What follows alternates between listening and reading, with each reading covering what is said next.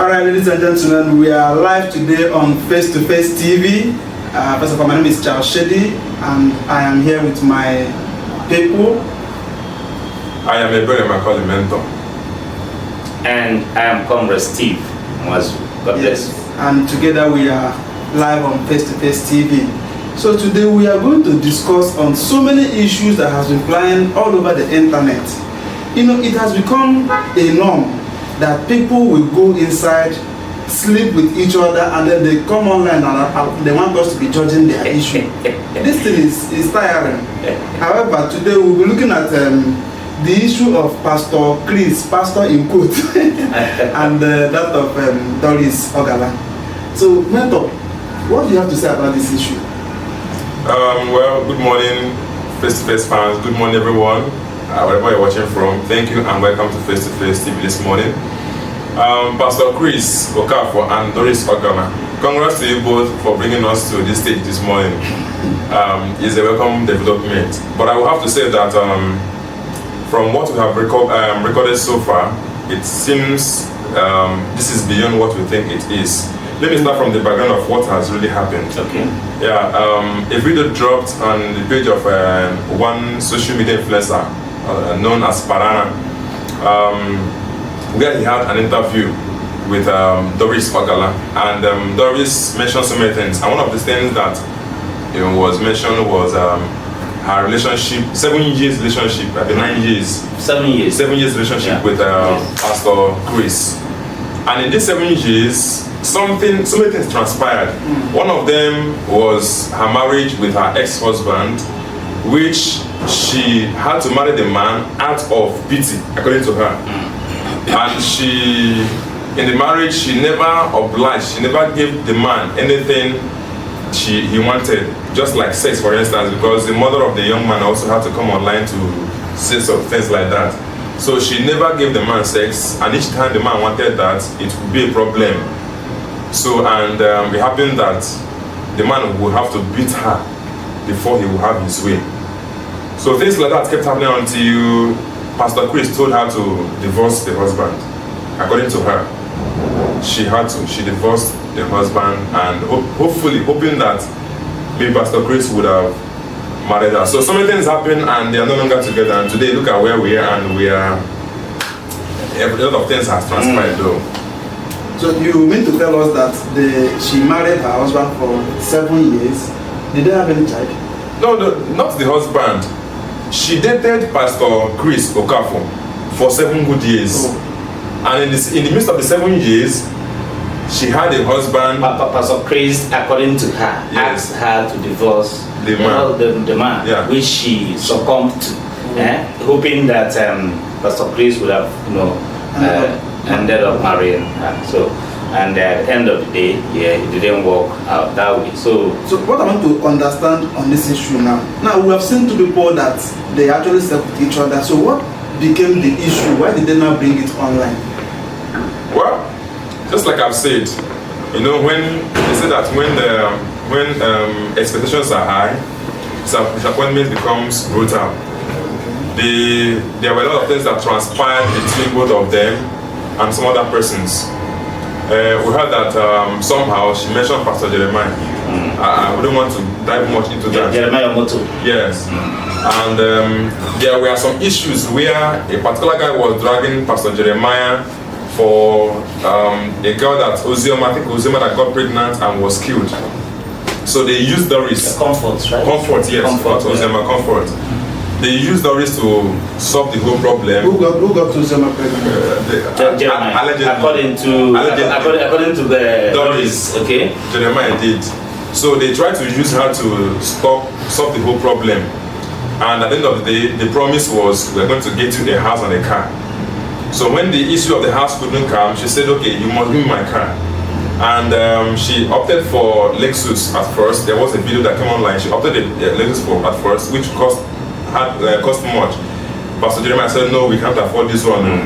Then she had to go for, for Mercedes, which was costing 45 or 46 million. Pastor Jeremiah said that he wired, let me use the terms, he wired the 46 million into the account of Pastor Chris. And now Pastor Chris, knowing fully well that Pastor Chris and Doris, you know, are close. Yes. Are you getting me? So he wanted to use Pastor Chris, according to the whole story. All these things we are saying is from what we heard from Doris. Okay, he wanted to use Pastor Chris to, you know, settle Doris. Are you getting me? So continue along the line. So along the line, Pastor Chris received the money, and the first money that was sent to Doris, I think, was 3 million out of the 46 million. Second was, I think, 1.5 million or something like that. There was no concrete amount that was sent. And you know, Doris had mentioned that she never asked for the deal. And Doris had mentioned that she never had asked the man for money since they started dating, because you know she's an actress and she had other things she was doing. Maybe one of these things too. So it happened that according to the whole story, she's used to doing a hatchet job. That's her other side job. So it happened that she had to look for a way to contact Pastor Jeremiah, which Chris had already blocked all the channels to that. Then she contacted one of the boys of Pastor Jeremiah, and Pastor Jeremiah said, Doris, I've sent all your money to Pastor Chris. So when she started asking for Pastor Chris for the money, Pastor Chris, it became a problem. So that is where all of this. And so while this is happening, the younger brother also died in the case, and she allegedly said that Pastor Chris was also part of the situation. That is why these things. But for me, I want to ask a question, Sir Steve. In the midst of all these things, why is it that we only heard that it was Doris Ogala that was arrested? Pastor Chris was not arrested, Prophet Jeremiah was not arrested. With all this story, why are they not investigated? You know, for more than a week plus now, this has been trending. And all I have to say about this is this. One, Doris is used to doing hatchet job for people. Okay, and Chris on his own is a Casanova. Okay, that is to say he is a womanizer. A pastor? Of course, allegedly. Because you see, from all the stories that have built around, because I'm saying this from everything Doris has said, and also the voice notes of Chris' daughter, who also made, and there are series of allegations against the Pastor Chris. Okay, a whole lot of weighty allegations that ought to be investigated thoroughly. Then to know, because you cannot call yourself a man of God and it is all over you that you are just flipping from one person to another. You understand? And you know, most of the things that Doris has said, Chris has not come out to say that these things are not true. Are you getting me? He has never debunked any of them, but he has been using a kind of silence to, you know, kill the whole issue. Are you getting me? Now, I want to ask our audience, is Pastor Chris innocent? This question may have two answers, but for me, I'll come from this angle. I don't think Pastor Chris is innocent. If he is innocent, he would have justified his innocence. Are you getting me?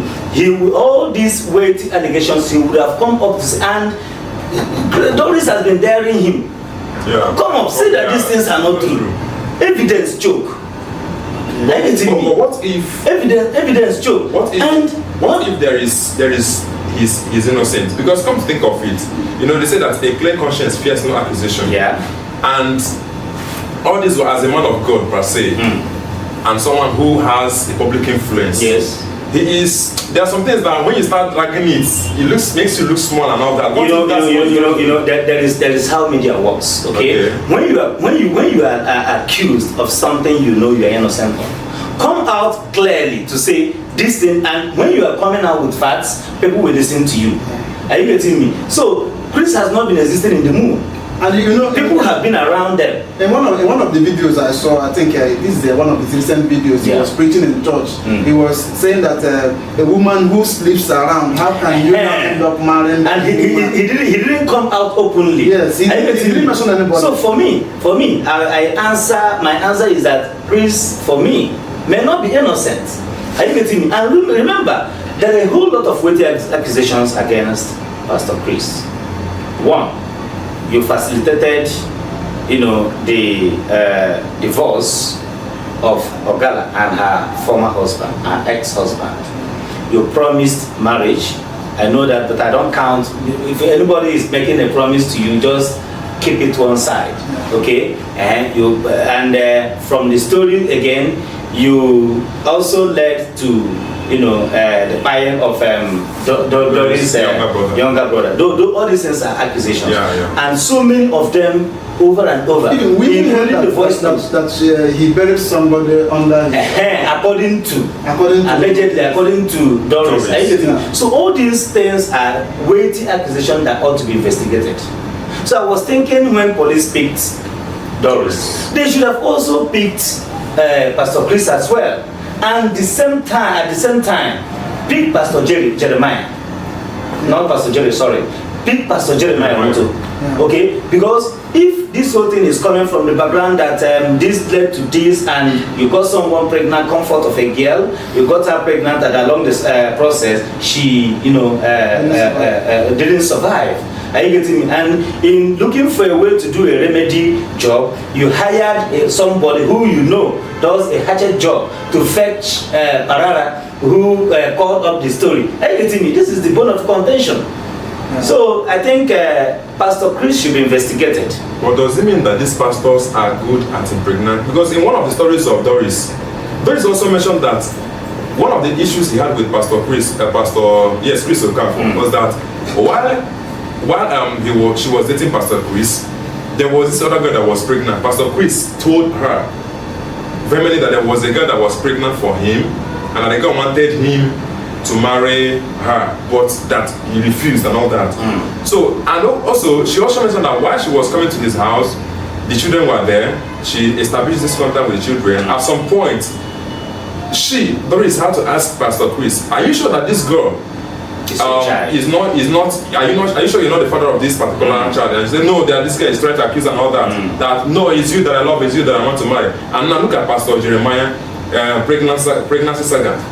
Pastor Chris, pregnancy saga. And also, Doris also mentioned that she had aborted so many pregnancies for this. So, and she even alleged that this lady Pastor Chris married a few days ago. Yeah, it's the same lady that got pregnant last time.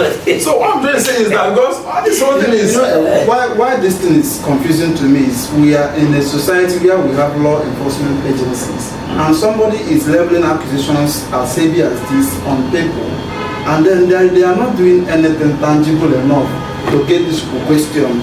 To go to, now go to that altar. Since you allege that somebody was buried under this altar, start from there first and know if, these things they are easy to investigate. The altar, everybody knows this altar.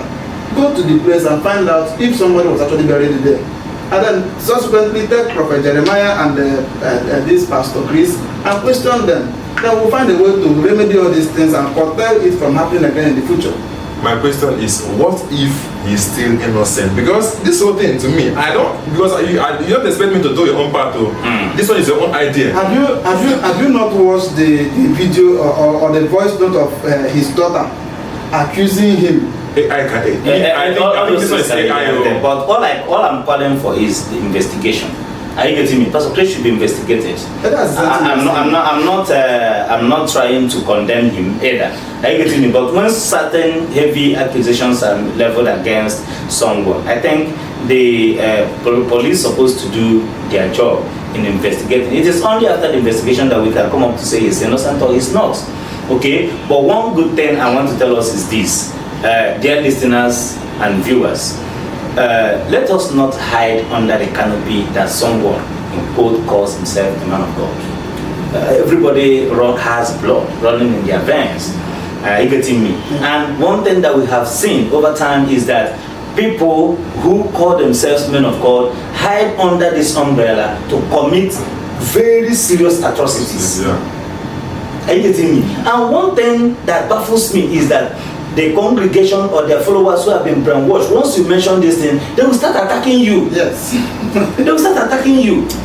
They will tell you, is he the first person that did it? Is he not? Putting putting up unnecessary defense. I am not one of them. I'm just trying to come from the angle that this man. Yes, man. You are saying like one of them. No. Is AI. I know it could be AI. Because you see, let's get this straight. Someone that has been accused of multiple illicit activities. Yes. And even this Sunday, he was on his altar. In fact, this Sunday was the first outing with his wife, the new wife. And the church celebrated it. When to that all the pastors, all the deacons, and all the members of the church, everybody in the church have been blindfolded to the level that they cannot see that, okay, for instance, Doris mentioned that sometimes both of them had uniform. Yes. And both of them came to church in the same uniform. So, if really all these things that Doris is really saying, there are too many questions to be answered. So that's what I'm saying, that this man may be somehow, because you know these ladies today, they are desperate. So the speaking say as be desperate can make someone to come up online and start. In fact, one of the narrators said that she's just not to be paid off. So for me, I think from that angle, I don't know, I'm not trying to, but in other ways, whether she is innocent or not, what I'm trying to say is that ladies people should be very careful. 2 days ago, be very careful. It was reported that Pastor Chris had a closed door meeting with him. Closed door meeting? Yes, with Doris. Wow. Okay. Yes. I'm hearing this for the first time. Yes. Me too. Yes. I think that was day 3 or yesterday. I read from Mario Day. Okay. I read from Mario Day's war that they had a closed door meeting. Are you getting me? But as the context of the meeting is closed. No, it is assumed, or maybe opinion holder said that he is asking that this be resolved amicably. Are you getting me? But before this resolution, I'm calling that certain investigations should be done. Yes. That's the only way we can find out who is saying the truth and who is not saying the truth. So at this point, we are leaving for our listeners to tell us their own opinions in the comment sections. If they are of the opinion that this case should be further investigated, or you are saying they should settle out of court, or you are already taking a side that this person is innocent and this person is not innocent, tell us your opinion in the comment section. Until when next we meet, we are FaceToface TV. Thank you. Your last one? Well, to everybody out there, you see where we live, the world we live in is becoming something else. To our ladies out there, please don't be desperate, just like I've said before. Do your things at your own pace. God has time for everyone. And to all our men of God out there, please be real men of God and don't hide under this umbrella and do some atrocities. Because face to face, we're ready to discuss you. We're ready to call you out at any moment, at any day. Till then, remain blessed and God bless you. Thank you so very much. Only God is our role model. No other man should parade himself to be a role model. See, no they look flesh, no they look height, no they look handsomeness, no they look designer wears. Are you getting me? Try as much as possible wherever you find yourself in any congregation to maintain, thus says the Lord. Thank you so very much and God bless you. As a man. Who is he leaving me for after all the atrocities that we have committed, me and him? I'm not saying it in the place of love. That is the misunderstanding. Everybody is saying, oh, move on. It's not about love for me. It's about pain. I was the confusion that Jeremiah said he sent to their midst. Because one time Jeremiah came out and said, I have sent confusion in their midst. I was the confusion. So I was listening to everybody. So you've been the Holy Spirit and now you're also confusion. Yes. He gave me 10 million. Remaining 35 million. They say I should take 15 million and leave 20 million. I said, we had that argument. They said, no. They said, okay, they paid 15 million to me through the brother. So this is how they used to be sharing our tithe money. DSS, they should go to that church and open that altar. Open his altar. I won't say further than that. When they were building that place collapsed. Somebody died too. But apart from somebody there is something, there's a blogger that found something on the ground. This man was begging, called me, said, what do I give to this blogger to close his mouth? The DSS should go and open that altar. If let them see if they will see some. Face to face, now they read my eyes. We talk with the young.